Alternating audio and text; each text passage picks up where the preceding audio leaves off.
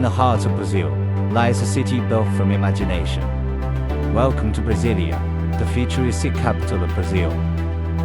Unlike ancient capitals shaped over centuries, Brasília was planned almost entirely from scratch. Construction began in 1956, and in just 4 years, a new capital rose from the empty savanna.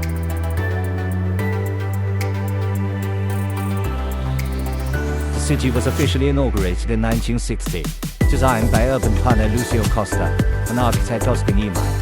Brasília became one of the world's greatest modernist experiments. From above, the city resembles an airplane.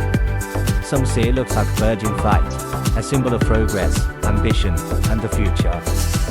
The long central avenue forms the fuselage, while the residential districts create the wings. Its wide roads and geometric layout were designed for the automobile age.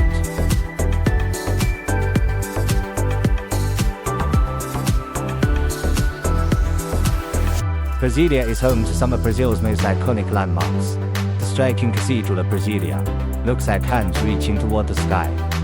The futuristic National Congress of Brazil became a global symbol of modern architecture, and the beautiful Juscelino Kubitschek Bridge curves gracefully across Lake Paranoá.